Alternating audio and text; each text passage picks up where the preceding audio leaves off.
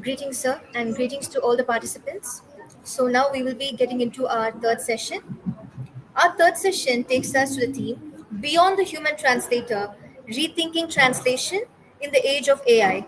With reverence, I now invite Dr. G. Abhinaya ma'am, Assistant Professor from the Department of English, to introduce this session's eminent guest. Over to you, ma'am.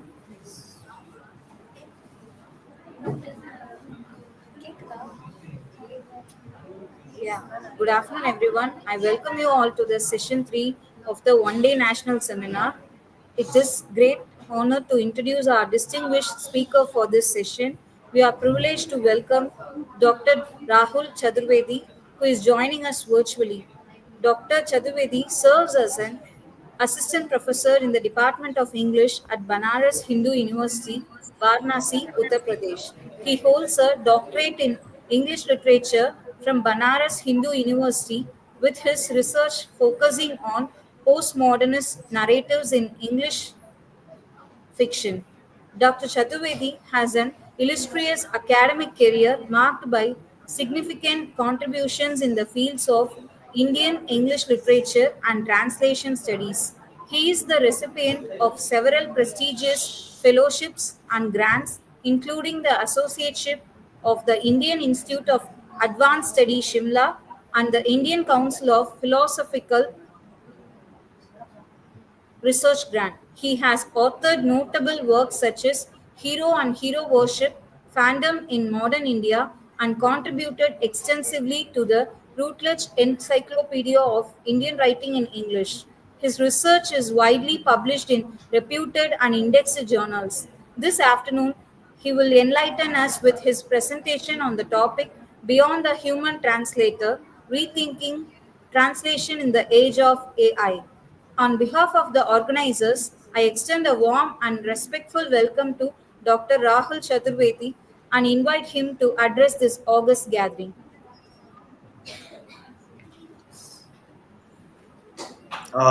Thank you, madam. I hope I'm audible.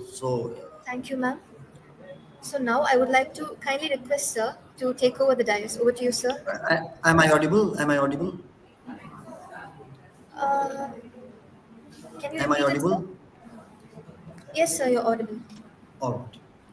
So, thank you, Head Department of English, uh, Institute of Science, Technology, and Advanced Studies, VISTAS. Thank you, faculty members, students, and of course, fellow colleagues who are joining this national conference online. Audible. Today, the topic of my talk is Beyond the Human Translation, Rethinking Translation in the Age of AI. I have divided my talk into three phases. In the first phase, I would talk about translation. In the second phase, I would talk about AI. And in the third phase, I would discuss how AI has. Is there an issue? Am I audible?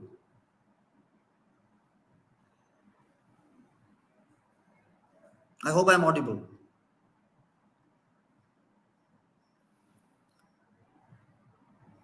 In the third phase, please let me know if I'm not audible. Please write in the chat box whether I'm audible or not so that I can begin.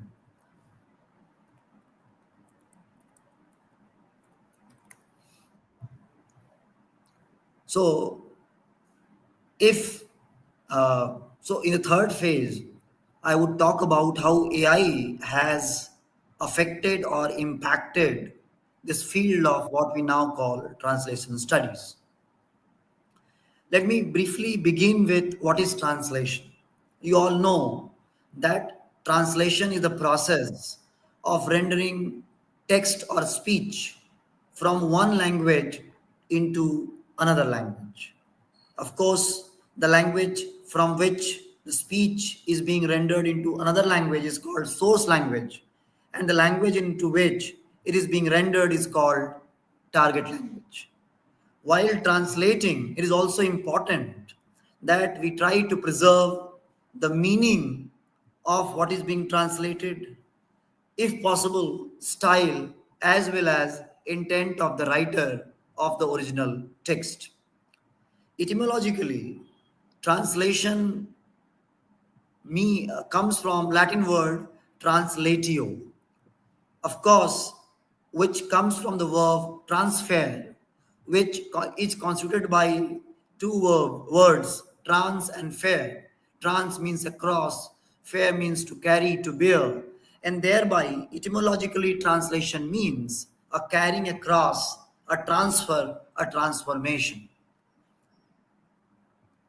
Here, you have to understand that translation is not merely a linguistic transfer. It's not that you change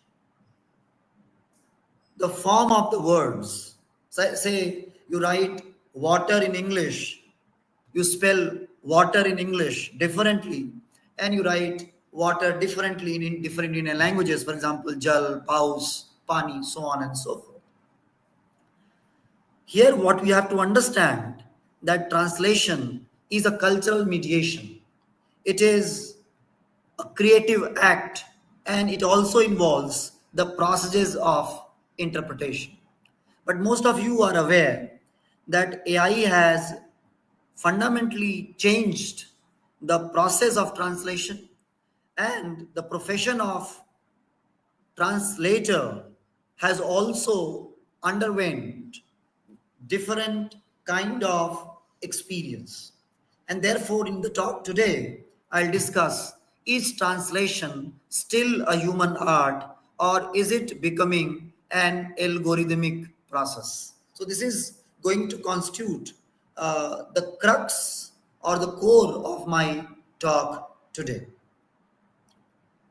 Now, there are four very important aspects of translation: linguistic, wherein you find equivalent words.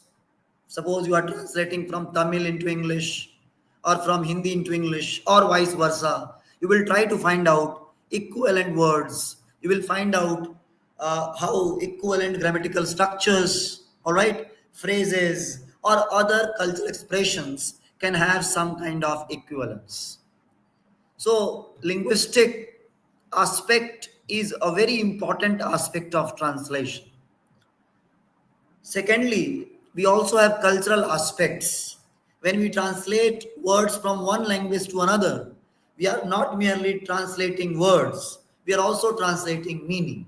And when we are translating meaning, we have to take into account idioms, metaphors, cultural nuances which are core to a particular language. And while translating, those nuances, those patterns, they need to be maintained, they need to be preserved. So, cultural element or cultural aspect is another very important aspect of translation. Then, contextual understanding is also equally important. Like, what was the purpose of the text, why it was written, whether it is a legal text, medical text, literary text, for whom it is written, whether it is written for children or it is written for adults, what kind of tone should be used in the process of translating, for what purpose the text is being translated, whether it has a commercial purpose, legal purpose, academic purpose. So this contextual awareness is also equally significant aspect of translation. And we are students of literature. For us, translation is always creative because it requires artistic skills to recreate aesthetic effects, emotional effects, which are similar to the text which was written originally. And therefore, while we are translating any text, especially literary text, we need to take into account all these four aspects: linguistic aspects, cultural aspects, contextual aspects, and creative aspects.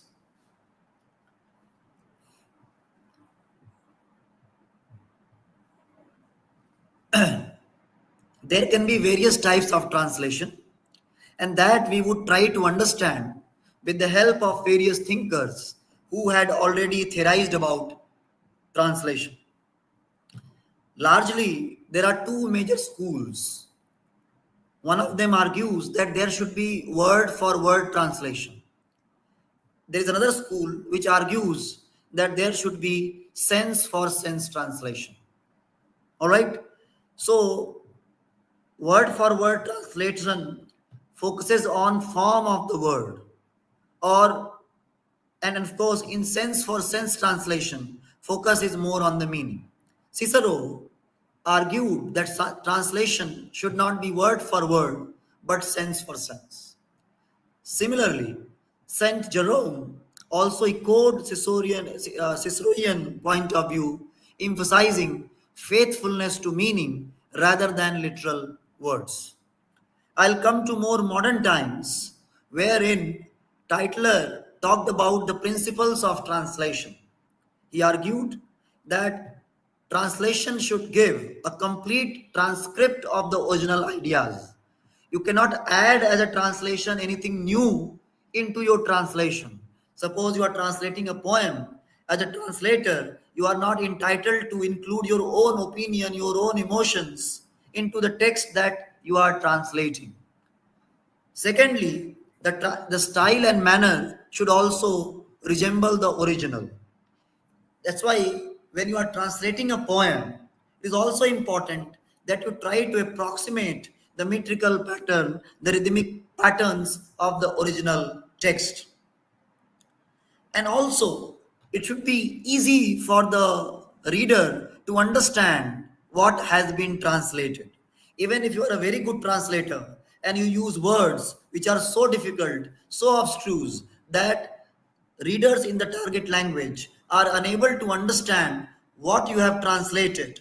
If your translation does not have lucidity, it does not have flow, it does not have flexibility, it cannot be considered a good translation. Tra- Translation. Now, there was a translator thinker. His name was Schleiermacher. He talked about two key concepts. One he called domestication, and the other he called foreignization. Domestication indicated bringing the author to the reader, and foreignization meant bring the reader to the author. What do I mean by that? Suppose I'm translating anything into English from Hindi language, Tamil language, Telugu language, or any other Indian language for that matter. There are two possibilities. Whether I am translating for my own language community, that is Hindi or Tamil Telugu, and therefore I give priority and importance to words, linguistic patterns, structures, rhythms, and patterns of my target language, or I give importance to the the pattern, language, rhythmic structures, and other aspects of the foreign language. So these two concepts are very important. Whether you domesticate the author, whether you convert the author into the language of the reader, or you take the reader to the language of the author. All right.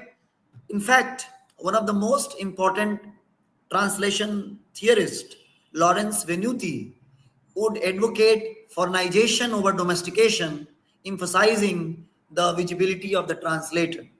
Because if I'm translating, I must take into account my readership in the target language. All right.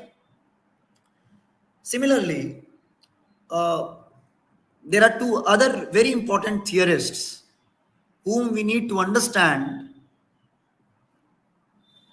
why translation is important, how translation should be undertaken.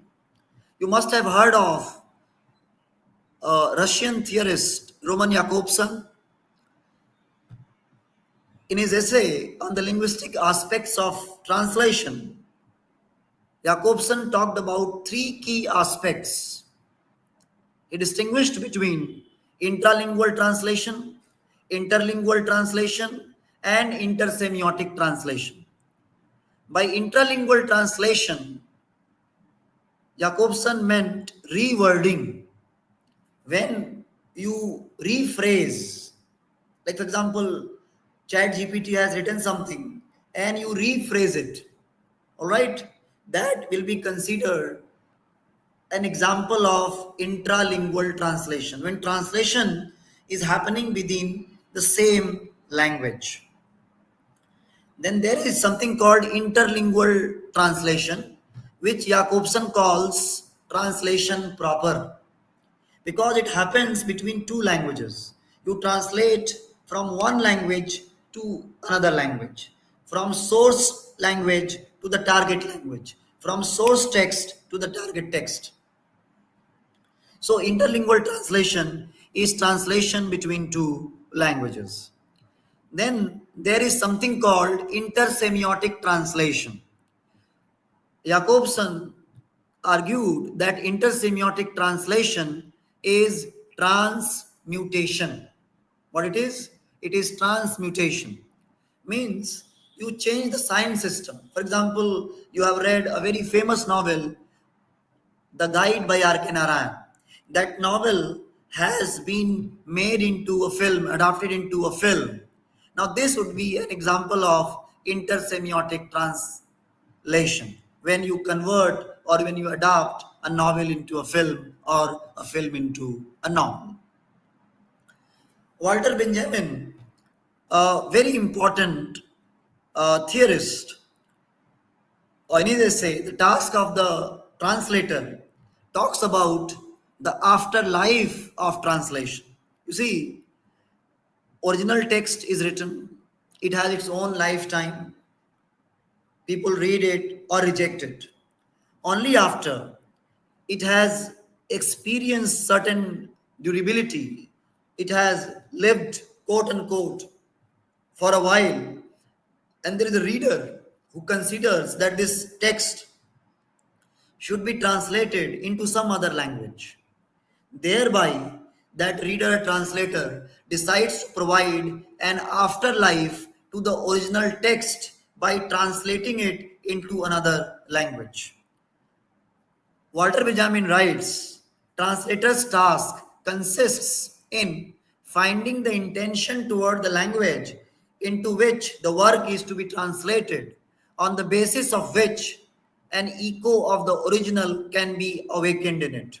Here we have to understand whether translation is an original work or it is an imitation, whether translator is a creative person or translator is merely a replacer of words. He replaces one language with another language, one word with another word. Now if you look at this definition given by Benjamin, it clearly tells you that the intention of translator's task is to find the intention toward the language into the work is to be translated, on the basis of an echo of the original. Now, here, translation is an echo. There can be no perfect translation. Even if you know two languages very well, you cannot claim, you cannot argue that this is the perfect translation. There can be no better version of this translation. All right? And therefore, for Walter Benjamin, translation is an echo. It provides an original text and afterlife in new languages. As we move closer to the second half of the 16th century, various theorists in translation studies talked about different theoretical aspects of translation. You must have heard a very famous name, Eugene Nida, who talked about equivalence. Nida talked about formal equivalence and dynamic equivalence. Now, formal equivalence, therein, the focus is on the original form, structure, wording. In dynamic equivalence, the focus is on the reader, whether the reader understands it, whether it is easy for the reader to understand the meaning. All right. So you see, in dynamic equivalence, literal accuracy is not important. Literal accuracy is not important. What is more important, how it affects the reader, whether it is soothing to the ears of the reader or not. For example, in Bible there is a word. Of course, I do not know Latin, so there is a word in the if you, in the very opening sentences. In the beginning there was word. Now you see, in the original the word is logos. Now, whether in the beginning there was word, so now logos literally means word, but logos can also have other meanings. Whether in the beginning was there God or God's message, all right. So you see, in dynamic translation, the effect of translation on the reader is more important than formal structure or literal equivalence. So basically, this is what you call equivalence theory of translation, wherein you try to find out equivalence. All right. Now, you all might know that it's very difficult to find out equivalence of things, objects of one language, of one culture into another language and another culture. There are many things which are unique to a particular region, a particular culture, and therefore there's a difficulty in translating those cultural nuances in the other language. All right, and therefore later on people would talk about polyvalence, that there the possibility, like we cannot have exact equivalence, we can have approximate equivalence, but to find out one word which, for example, let me give an example. For example, there is a word called jal. Now, jal in English can be translated as water, but in Hindi, jal does not mean water alone. Jal means water which is used to worship God. Now, if you translate jal as water, it is an example of formal equivalence. But if you have to translate that water offered as, or you can translate it as holy water, to be very precise, to be very simple, then it would be an example of, dynamic equivalence. Even then I cannot say that I have been able to translate the meaning of jal perfectly, completely, and absolutely.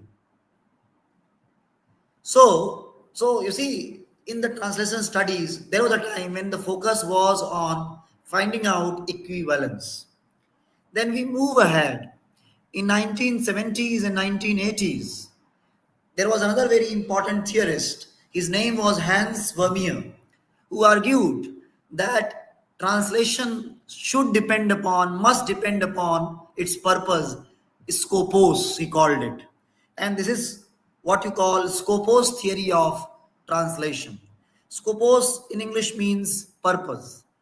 For example, if you translate a children's book, or for example you are translating any play by William Shakespeare, The Merchant of Venice. Now language, while translating The Merchant of Venice for the children, should be different from the language meant for an academic or a scholar or a PG student. All right, and therefore while translating, the translator must keep in mind for whom he is translating. For example, if you are translating a legal text, then you cannot go for sense to sense translation. You have to focus on both word and the sense. There should be no quote unquote difference, because of that things can change, law can change, and people can be in trouble. So you see, while translating, it is important that you have to focus on its purpose. That was the argument of Hans Vermeer. In 90 basically in 1970s and 1980s. This would continue, and by the time you come to 1990s, you will see that there is a cultural turn. And scholars like Susan Bassnett, Andre Lefebvre, they would argue that translation is not a neutral, innocent act. Translation, they would argue, is always mediated by ideology, it is mediated by power, it is made by cultural politics. I'll give you an example. For example, when the Britishers were ruling India, they got several Indian texts translated into English language, and several English language texts were translated into Indian languages. Now, there is a colonialist ideology, there is a colonialist power which is behind this politics of translation. And therefore, scholars like Susan Bassnett and Andre Lefebvre, they would suggest that translation is ideological. Translation is cultural. It is marked by, see, which text would be translated, which text would not be translated. Whether that text, sorry, actually I have sore throat, so my voice is breaking. Pardon me for that.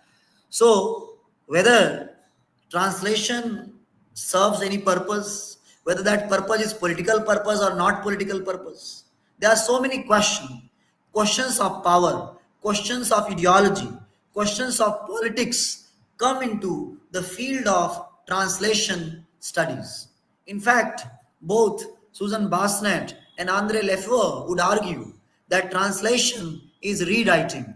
It is shaped by ideology, patronage, and also poetics. Now, I believe several theorists whom I have summarily mentioned, they might have given you an idea about different kinds of translation. So we can think of literal translation, where there is word for word translation, where the translator is close to the is close to the source text, often used for technical or legal texts. So first we have literal translation or word for word translation. Then we have what you call free translation, or you can call it sense for sense translation, where focus is more on the meaning, not exact wording. All right. Then we can have literal translation. Sorry, not literal. We can have literary translation, wherein you will recreate style, you will recreate poetry, you will recreate rhythm, you will recreate emotional effects, beauty. And when you translate poetry, novels, plays, that's what you do. And of course, in the 21st century, now we are very much familiar with two very, another very important aspect, that is machine translation. Translation performed by AI, performed by Google Translate, performed by DeepL, performed by Chat GPT. All right. So machine translation is also very important. And now I'll move to this idea of translation in the age of AI. Now, before we understand how AI is being used in translation, let us briefly discuss and try to figure out what is AI. AI, in simple words, stands for artificial intelligence. It is the ability of machines or computer systems to perform tasks that require human intelligence. And therefore, you can argue that artificial intelligence is a branch of computer science that builds systems capable of one, learning. What is learning? You improve from your experience. Like after every class, you learn something. After every day, you learn something. So, what is a learning? Improving from experience. So, artificial intelligence is a branch of computer science that builds systems capable of learning. Then reasoning. What is reasoning? capacity or ability to solve problems, making decisions. All right. Then understanding, processing natural language. For example, words fall into your ears. My words are falling into your ears. Your brain is processing that data. It is recognizing patterns, and on that basis, you are making meaning out of the sentences that I speak to you. So understanding, and then acting. Acting means interacting with the environment. For example, robotics, like robots are machines. They are creations of artificial intelligence. They work, they act within an environment. All right. So artificial intelligence is, or it refers to, systems which are machines which are capable of learning, reasoning, understanding, and acting. Now you see, there can be various kinds of AI. Uh, for example, you have what is usually called narrow AI or weak AI. Now, Google Translate 5 years back, 10 years back, was able to translate. It has only one purpose. What was that purpose? Google Translate. It could only translate. But Chat GPT, it can perform so many functions. So Google Translate, early Google Translate was an example of narrow AI. Siri or chess programs, they specialize for a single task. All right, and therefore are instances of weak AI or narrow AI. Then we have strong AI, a theoretical form of AI that can think, reason, and learn like a human across domains. And then, of course, we have super intelligent AI, which is a future possibility where intelligence of AI will go beyond human intelligence. Even human beings will not be able to understand the reasoning capacity, thinking capacity, learning capacity of these intelligent machines. Now, there are several key techniques used. One is machine learning, wherein systems learn patterns from data. I am not a man of computer science. My knowledge is, again, I am also a narrow AI or weak AI in that sense. Narrow human or weak human, because my knowledge is limited. So, in machine learning, systems or machines learn patterns from data. So, data is fed, and from those patterns, they learn and they improve. Then you have called deep learning, which uses neural networks to mimic how the brain processes information.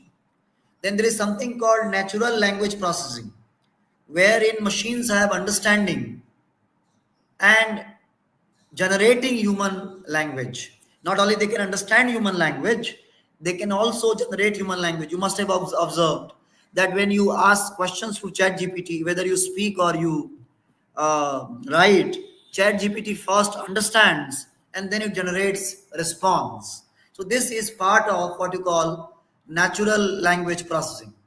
Then you have computer vision, where in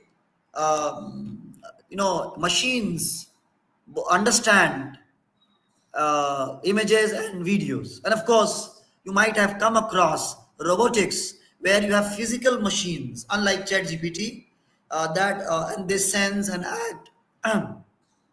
They sense and act in the world in which we live. So they live with us. They live with humans. Just a minute. Hello.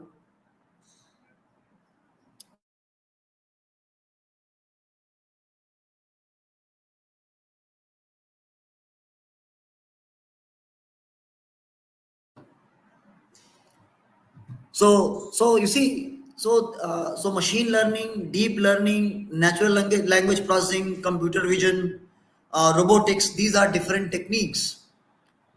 Now, you see, there is a very famous book written by Kissinger and others. The book is titled The Age of AI, wherein they write the philosophy of AI. And I quote from that book. They argue, and I quote, for millennia, humanity has been challenged by the inability of individuals to communicate clearly across cultural and linguistic divides, mutual miscomprehension, inaccessibility of information in one language to a speaker of another has caused misunderstanding, impeded trade, fomented war. In the story of the Tower of Babel, it is a symbol of human imperfection and a bitter penalty for human hubris. Now it seems AI is poised to make powerful translation capabilities available to wide audiences, potentially allowing more people to communicate more easily with one another. Devise rules based language translation programs. While their efforts had some success in laboratory settings, they failed to yield good results in the real world. The variability and subtlety of language did not reduce to simple rules. All this changed when in 2015 developers began to apply deep neural networks to the problem. Suddenly, machine translation leaped forward. Now, you can easily understand what I am saying. Nowadays, if you write something in Tamil, I don't need any translator. There are machines, and those machines will immediately provide me roughly, if not exact, approximate translation, which would be good enough for me to function in a particular environment. So AI has made translation instantaneous. It has made communication easier. More and more people can communicate with each other even without knowing each other's language. So cultural divides and linguistic divides are no longer as strong as they used to be in the past. You see, here you have to understand. I do not know whether you have started using Chat GPT and other artificial intelligence softwares. They translate immediately. Their translation may not be 100% correct. Their translation may not be absolutely correct. But at least prose translation, technical translation, legal translation, barring uh, poetry translation, because I was translating plays, they can be easily translated. Novels can be easily translated, barring some cultural nuances. All right. It seems that the work that you would do in 20 days, or maybe like if you have to translate something from Tamil or Telugu or from Hindi into English, you may not be able to translate more than 2 pages or 3 pages. Now, with the help of AI, 80% of your translation of 100 pages can be completed in less than 15 minutes. And if you have paid versions of AI, you can do it in 10 minutes, 15 minutes. You see, now what is happening? What do you see? Earlier, the translator would think that I am translating, I am as good as any creator, I am like an original author. AI has brought an end to that human superiority. Kissinger and others write, and I quote, now the partial end of postulated superiority of human reason, together with proliferation of machines that can match or surpass human intelligence, promises transformation, potentially more profound than even those of enlightenment. Even if advances in AI do not produce artificial general intelligence. What is that? Now, see, we are living in the age of AI.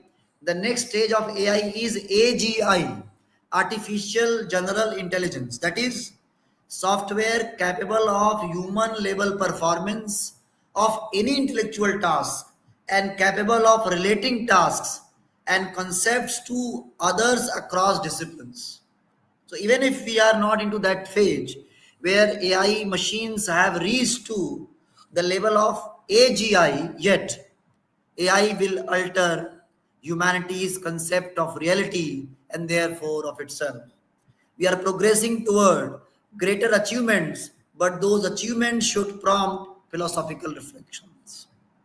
And this is what I'm going to do today. I'm doing today rather. You see how AI has transformed the field of translation. How AI, how AI has made me feel whether I am translating or 80% of the translation is being undertaken by the machine. I am just an editor. I am just deciding that there can be some other words be replaced which may replace this word, and of course that can also be suggested by an AI. And therefore, just a minute, there therefore, for me, this whole idea of being a translator, being an equivalent to the author, all right, that experiences very I experience a crisis as far as my role as a translator is concerned. Sometimes, if I am translating or you would be translating, you will struggle for words. If you go to any translation software, or even if you go to chat gpt, there can be suggestions, there can be translations, tone can be changed, style can be changed, rhythmic patterns can be changed. All right, I'm not indicating that AI will absolutely quote unquote erase the human subjectivity. No, that is not going to happen. But a different kind of collaboration is going to happen between man and machine. Now, machines are collaborators with humans. They are collaborating with humans. In fact, if there are two partners in translation, the dominant partner is machine, non-dominant or secondary partner is man. So, it seems as if in coming 10 years or 15 years, that possibility is also going to happen, wherein machines might provide you near perfect translations. Because I told you in the beginning, there cannot be a perfect translation. So, you see, there's also a possibility that there can be near perfect translations provided by artificial intelligence. Now, you see, how to look at this shift, whether we should be scared of AI or we should celebrate AI and we should leave human mind, human brain, and we should translate only with machines, whether to hate AI or to celebrate AI. Now, Kissinger and others, they argue that shift is neither inherently threatening nor redemptive. It is sufficiently different that it very likely will alter the trajectories of societies and course of history.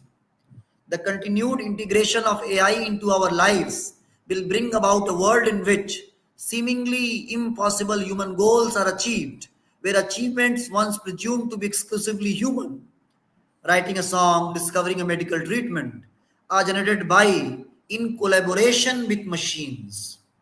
This development will transform entire fields by enveloping them in AI assisted processes. Now, I don't know whether you understand what I'm trying to suggest. I'm simply suggesting that most of the translations in coming future, or these days we are not brave enough, courageous enough to accept that we are using chat gpt or other intelligent machines to translate. But that day is going to come wherein we'll have translations AI assisted or AI assisted translations, wherein humans will be collaborating with machines. All right. So Kissinger argues that there are three primary ways in which AI will usher in a world. First, a world wherein humans are actors, wherein humans are translators, or humans are performing other things. Then, world wherein machines are actors, where machines are performers, where machines are translators. And also, third, where there is collaboration between humans and machines. AI is also in the processes of transforming machines, which until now have been our tools into our partners. Earlier, Google Translate was a tool. You cannot call Google Translate merely a tool. ChatGPT is not merely a machine. Siri is not merely a software. What it is also your partner. It is also a collaborator. You have to grant some kind of agency. And the moment you grant some agency to the machine, it questions the enlightenment idea of human autonomy, human subjectivity, questioning the supremacy of human reason or of human brain as far as translation is also concerned. And of course, they argue that a very novel human machine partnership is emerging. First, humans define a problem or a goal for a machine, then, a machine operating in a realm just beyond human reach determines the optimal process to pursue. Once a machine has brought a process into the human realm, we can try to understand it, study it, ideally incorporate it into the existing practice. I'll give you an example. Suppose you are translating a novel or a short story. First, you will translate that short story into English with the help of AI. Then you will read the original text, try to find out whether all the words are appropriate or not. Then you can ask AI again, can there be some other alternatives? Can there be some other suggestions, some other options? AI will give you suggestions and options. Now, your role as a translator is to choose different options given by intelligent machines. All right. So your role as a translator now is more that of an editor than that of a translator. All right. But one thing you have to remember here, that AI cannot substitute humans. Of course, AI can translate, but whether that translation is good enough, whether it follows cultural nuances, whether it is biased or not biased, then can be predicted by humans. Machine cannot do that. Why? Kissinger and others argue that although AI can draw conclusions, make predictions, make decisions, it does not possess self awareness.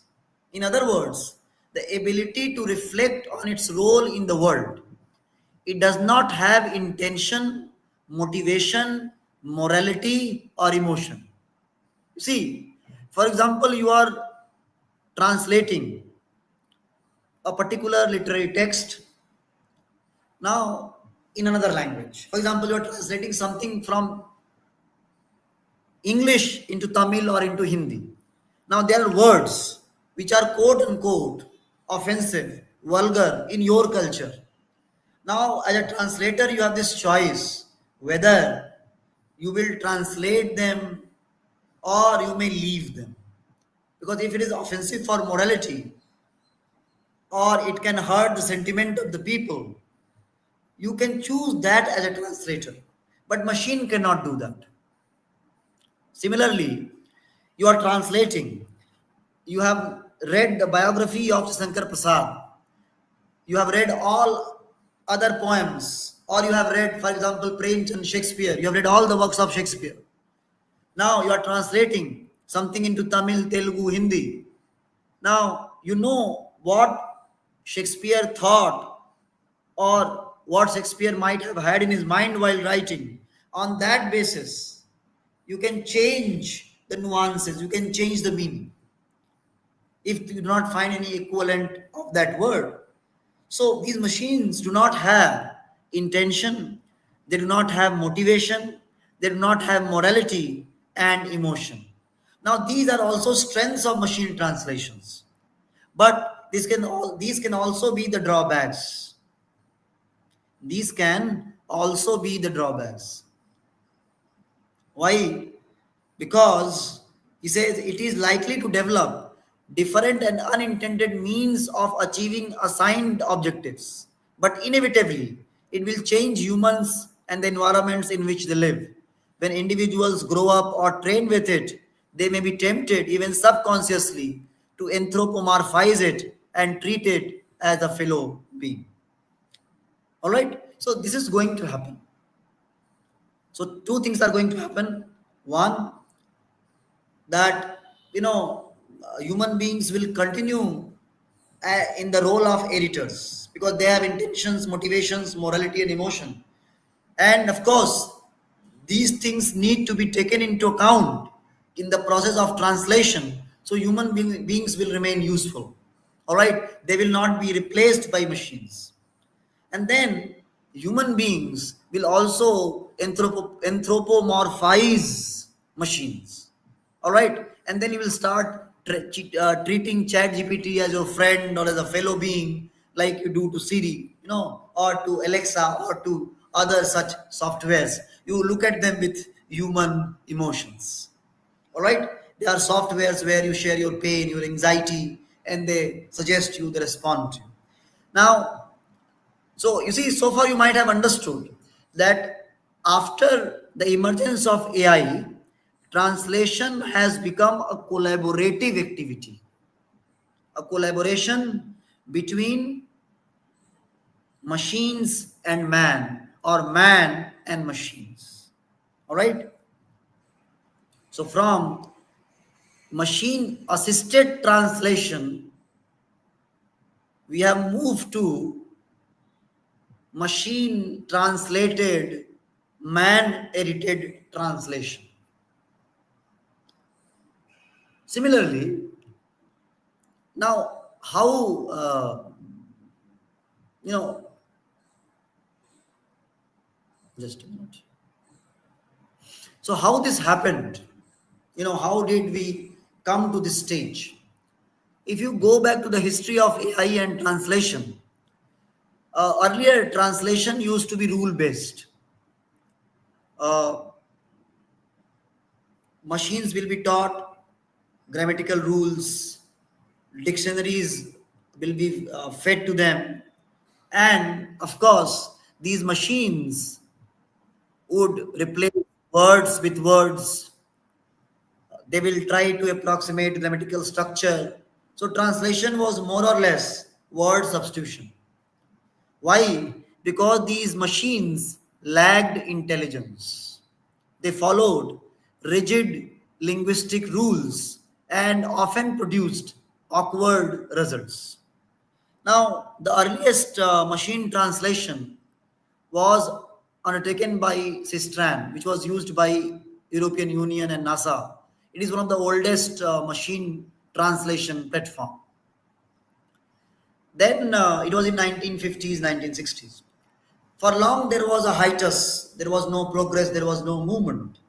But a new phase starts in machine translation. Uh, you know, Basically you have two techniques called, one is called SMT and another is called NMT. SMT is statistical machine translation, where machines use probabilities and statistics to predict the best translation based on large bilingual corpora. For example, early Google Translate. So, data was given from Hindi into English, and they will translate based upon whatever data was available. So, there was bilingual corpora, and on the basis of that bilingual corpora, they will be translating.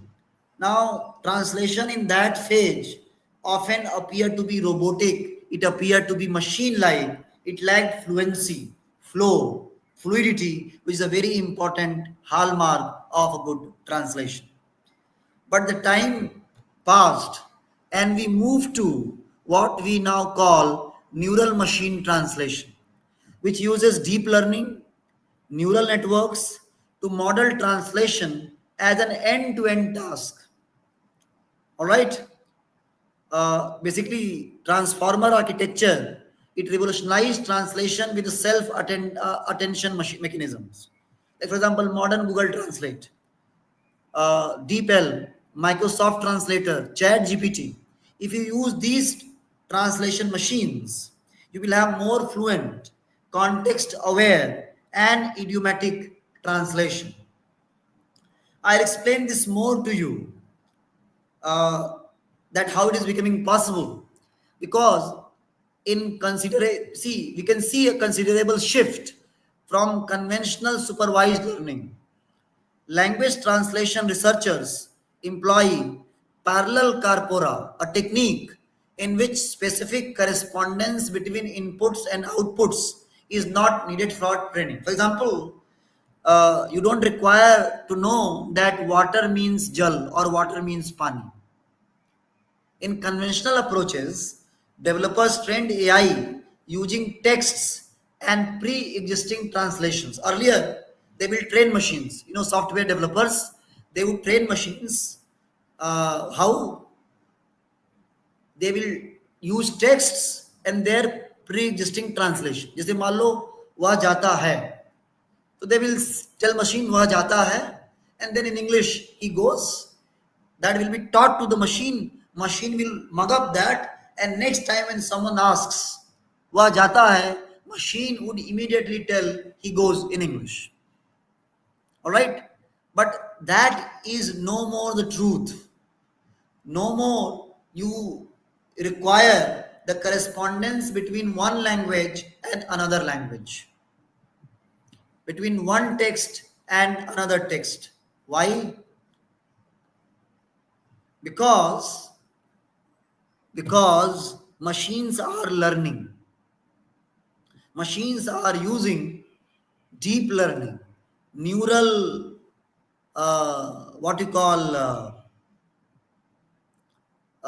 neural network, neural networks to translate sentences, phrases, words from one language into another language. And because of that, we are able to produce more fluent, more context aware, more idiomatic, and culturally appropriate and culturally nuanced translations. Now, if you ask me how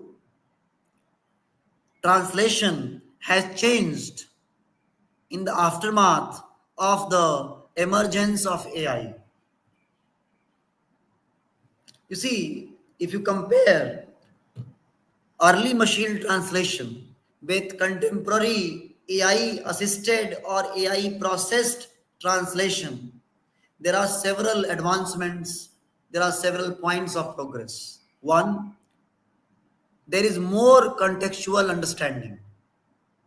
For example, if you have to translate Nach na ave angan teda, so you will not translate, Google will not translate, he does not know how to dance, therefore he says courtyard is curvaturous. No. All right. So there will be a more culturally nuanced translation. Why? Because now AI has started developing contextual understanding. In what context a word is being used, in what cultural context a word is being used. All right. Then there is also a more improved idiomatic accuracy. AI can now better handle proverbs, metaphors, and cultural expressions. If you compare early translations of 2013-14 with current translations, there has been a marvelous improvement. Then you have real time translation, where you have speech to speech AI translation. Then you have multi-modal translation, where you can translate text from image, from documents, from video subtitles. I suppose I am delivering this lecture. Now, if someone wants to translate it and write it, it can be translated by using multi-modal translations tools. And of course, AI also knows customization. For example, if you ask AI to translate into Shakespearean English, into Shavian English, or into 19th century English, it can do that because it has data available. And whatever data exists on that basis, it has capacity to immediately and instantly generate, you know, translations, if not perfect, certainly quite good. So AI has certainly enhanced the quality of translation. At least if AI has not killed good translations, good translators, AI has certainly killed bad translators. You don't require bad translators anymore. Mediocrity anywhere is to end in the field of translation also. If you are a mediocre translator or if you are a bad translator, you are no more useful, you are no more required, because something better than you translate is already easily, smoothly available to you with the help of AI. Now, still, there are challenges. What are the challenges? There are cultural nuances because everything cannot be translated even by AI so far.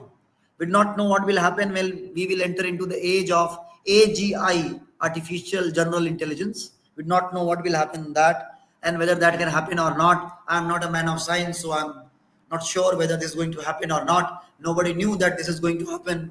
Translation would become less laborious work. Earlier, translator has to labor very hard, very, very, very hard. Now, 80% of the translation, can be done by this machine, like washing machine washes your clothes, and it has lessened your labor. Similarly, AI or machines have also lessened the labor of translator. But there are challenges, and there are many challenges. I'm not saying that AI has totally transformed and it is able to produce perfect translations. No. So there are certain nuances. For example, uh, there are certain nuances, cultural nuances, which cannot be translated. I do not know your language. Uh, Otherwise, I would have given you some examples also. But there are in Hindi many languages, in all languages, in Hindi also, many words which are very difficult to translate in English or for that matter any European language. How to translate those cultural nuances? But that problem is not merely for machines, that problem is also for humans. So when humans translate, that they also face this problem of cultural nuances. How to translate humor, how to translate irony, how to translate layered meaning, how to translate metaphors, how to so like still AI needs to make improvements. Then it's very difficult to translate in low resource languages. For example, if you compare of translation from English into Sanskrit, or for example in Hindi, Chat GPT is less intelligent in Hindi. In English, it is more intelligent. Why? Have you ever thought about it? In Tamil also, I'm not sure. In Telugu also, I'm not sure. But compared to English, in Tamil, Telugu, Marathi, Hindi, in other Indian languages, AI is less intelligent. Why? Because these languages are low resource languages. There is no funding. All right. So still, data is less available. Unless the data is online fed, online circulated, it's very difficult. All right. Suppose those languages whose speakers are rare or they are few in numbers, nobody would sponsor, nobody would fund AI companies. In that case, they will be left behind. If you look at several indigenous languages, Adivasi languages, you will not find out equal, uh, capacity or ability of AI in such cases. Why? Because these are what you call low resource languages. Then there can also be possibility of bias and errors. Although it is expected from AI to be neutral and unbiased. But AI can be biased because it is will be biased on the basis of data available. If data is biased, if the entire learning is biased, suppose if the entire data is patriarchal, the translation will also be patriarchal. And as far as errors are considered, there is a word called sloppism. Sometimes AI hallucinates data, even if it is not true. You know, it has its own mind. It will give you translation, or it will give you some data which is totally incorrect, factually incorrect. So sometimes AI hallucinates. That's why human beings have to be very careful. They have to have they have to choose. It always has to be human choice. Which word suits which word, from source language to the target language. So that is another challenge: bias and errors. And then I myself, I have also experienced this. That as far as poetry translation is concerned, AI is very weak, very very weak even today. Drama almost 90% perfect. But as far as poetry translation is concerned, intelligence of AI is no better than 50%. All right. So, as far as translation of literature is concerned, poetry is concerned, even philosophy is concerned, AI, like still it has to go far away. But even while translating poetry, literature, philosophy, 50 to 60% of the labor can be lessened, can be reduced if you are using AI. All right. Now, what will be the social repercussions of, you know, if we use AI in translation, or if we continue to use AI in our everyday life, which we are using, by the way? So, as far as language translation is concerned, Kissinger and others write, and I quote, consider language translation. Universal translation of spoken language and text will facilitate communication as never before. Such translation will boost commerce and allow unparalleled cross cultural exchange. So, this is the advantage of AI translation, that cross cultural communication has become easier. And yet, this new capability will also carry with it new challenges, much as social media not only enabled the exchange of ideas but also encouraged polarization, promulgated misinformation, disseminated hate speech. Automated translation may bring languages and cultures together with explosive effects. For example, I say something in Hindi, you do not know Hindi, you translate into Tamil, Telugu, Marathi, or any other Indian language. And what if this automatic translation is not perfect and it does something without understanding cultural nuances? What will happen? You may take offense of something which I did not intend to. So there is also a possibility of polarization. Now, you see, because of automatic translation, because of instant translation, you see, AI has made translation both automatic and instant. I call it instantaneous translation. You enter the text, and immediately the text appears in the translated version, or in the translated language, the target language. Now it has its own dangers. What if those texts which are not to be translated, suppose you hate me or my culture, I hate you, or I hate your culture, that text should not be translated, because my hatred is not common to everybody's hatred. Everyone may not hate members of your community or of your culture. You hate me, but other members of your community may not hate me, of your culture may not hate me. But if I read that you have hated me, if I instantly know through automatic translation, I will also develop reciprocal hatred. So the problem of reciprocal hatred, misinformation, all right, and polarization is a very rampant problem which is going to happen. For centuries, Kissinger and others write, and I quote, diplomats have carefully managed cross cultural contact to avoid accidental offense, just as cultural sensitization has often accompanied linguistic training. Instantaneous translation, this word is very important. Instantaneous translation eliminates these buffers. There is no mediator. What should be translated, what should not be translated? When should that be translated? How should it be translated? So there are no buffers. Societies may inadvertently find themselves giving offense and being offended. Will people relying on automatic translation exert less effort trying to understand other cultures and nations, increasing their natural tendency to see the world through the lens of their own culture? Or might people become more intrigued by other cultures? Can automatic translation somehow reflect differing cultural histories and sensibilities?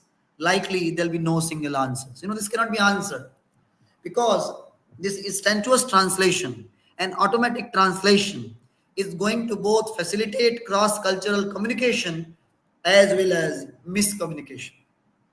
It is going to promote harmony as well as hatred. It is going to provide you with information and disinformation and misinformation. Whether automated translation can be culturally sensitive, historically sensitive or not, only time will come, only time will tell what is answer for that. Now, you see, so what are the future directions? In 2 to 3 minutes, I'll finish. So you know, basically, we are moving ahead, we are progressing, and there are future possibilities. Now, we are already in that path. Maybe 50% work is already done, where we can think of multilingual universal models, where one AI handles hundreds of languages. All right, I think ChatGPT still can handle hundreds of languages, but it may handle more language. It can be more inclusive. It can include more languages. Then like you see, there could be more human AI collaboration, because you see, if I translate from ChatGPT now and if I show it to you, you will say, "Arey, what work have you done? ये तो AI translated translation है. You have no, like it is of no value, it is of no importance. You will demean me because you don't understand that it is not merely machine which has translated. It is a byproduct of human AI collaboration. I have used AI for speed and humans for nuance and cultural accuracy. All right. So labor is lessened, speed of the translation increases manifold, and of course, because I'm a human being, I know cultural nuances, I know the language, I know both the languages. All right, and therefore human labor is also required. AI for speed and humans for nuance and cultural accuracy. Then in future, we'll have tailored translation. For example, for legal text, for medical text, literary fields, there will be tailored softwares, tailored, customized tools for literary translations, and they will be more, efficient and fast. And of course, all this will lead to real-time global communication, where language barriers will be lesser. There will be greater communication as far as business is concerned, education is concerned, and diplomacy is concerned. And therefore, you have to understand that translator in the age of AI is not merely human. That's why I had titled Beyond the Human. All right? Because there is something beyond human intelligence, that is machine intelligence, that is artificial intelligence, that has also become a collaborator. So, translator in the age of AI is less of a replacer of words, more a custodian of meaning, ensuring what AI produces resonates with human culture, with human ethics, and with human aesthetics. Just as Walter Benjamin, in his very famous work, The Task of Translator, talked about the afterlife of translation. All right, today the translator ensures that in the digital age, texts survive not as data. It's not that, because you have to understand, these machines do not understand meaning. They do not translate a text on the basis of understanding the meaning. How do they translate? They translate on the basis of pattern recognition. They have seen at 5,000 places, 6,000 places, cat sat on the mat. So similar sounding. The cat sat mat. So they can translate. So that pattern recognition, all right, is important. So translation in the digital age is not merely data transfer from one language into another language. Rather, it is a living cultural expression. All right. So the role of the the role of translator is still very important. Translator remains the custodian of meaning, custodian of human ethics, custodian of human culture, and custodian of human values because AI cannot handle all that. So I think my talk is over. If you have any questions, you can ask me. Thank you, everyone.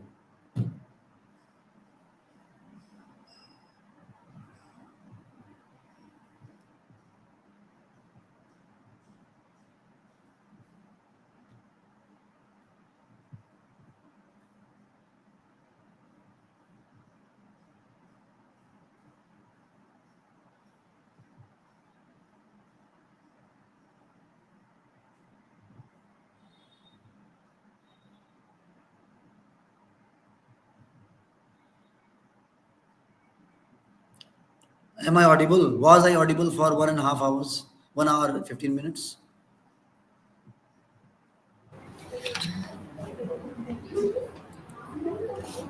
Hello, Oh, sir. yeah. Yes, you've been Yes. audible for the past 1 hour, and we've been listening. In Yes. fact, the laptop has been connected to a huge speaker, so it was audible to all the students here as well. Thank And you. now, sir, since you asked for questions, someone has commented, um, I think, two questions. Yes. Nevin, he has asked whether, I'm going to read the question. Sir, we can train humans, then how train? Train mission. I think there's a typo. How to train a machine? So Animals can be trained. How to train a we machine? can train machine. We can train human. Maybe he's trying to say just like how animals can be trained, missions can be trained as well. I think he's asking. Sorry?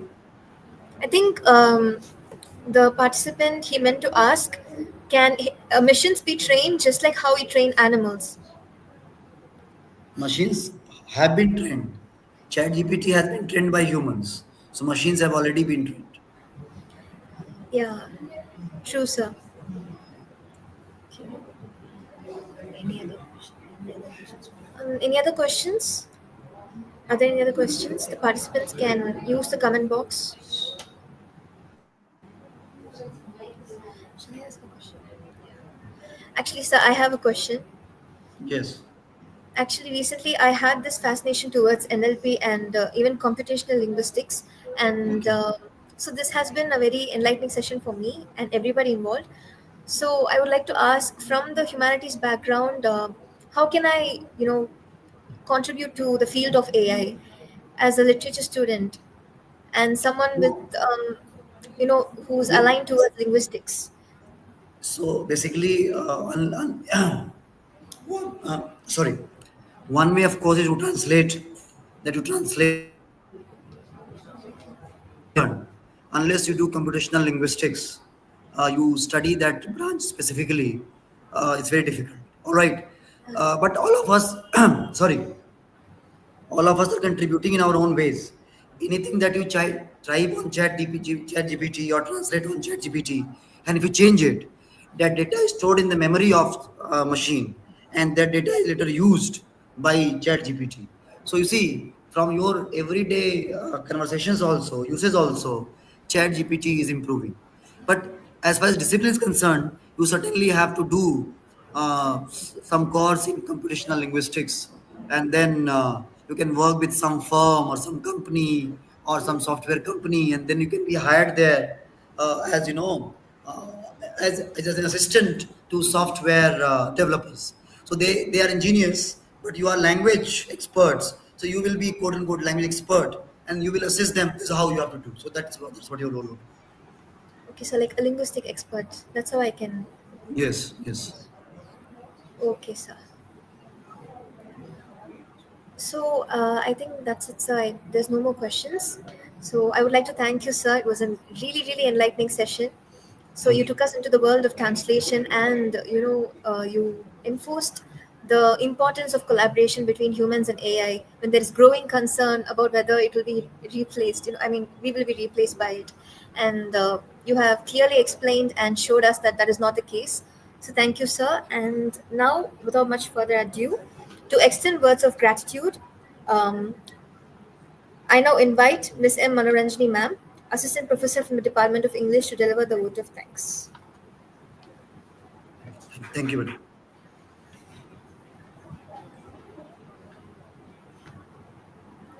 A pleasant evening to the august audience gathered offline and online. My heart brims with gratitude as I propose the vote of thanks. Translation studies acts as bridge that connects and the hammer that breaks the man-made boundaries. At this juncture, I thank the management and our esteemed patrons for helping us organize this relevant seminar. I extend my sincere thanks to the Vice Chancellor in charge, Dr. M. Bhaskaran, for inaugurating this event and his erudite oration. I thank our head of the department, Dr. T. Sintamarai, who spearheaded his initiative for the benefit of student community. I extend my immense gratitude to the resource persons of the day whose insightful sessions gave us newer understanding about translation studies. Thank you, dear speakers. I thank Dr. Jayashree, Professor, Department of English, for convening this August event. My sincere thanks to the organizing committee members for their immense support in making the seminar a grand success. Lastly, I thank the participants online as well as offline whose interest and engagement is highly appreciated. You are our source of motivation. So, dear participants and my dear academic fraternity, let's transcend these geographical boundaries and learn from other cultures through translation. Thank you all for joining. Thank you. Participants, the feedback link will be posted in the group so you can kindly fill it up. Thank you all for joining. Thank you, madam. Thank you, sir. Thank you so much, sir. Thank you, madam. Thank you.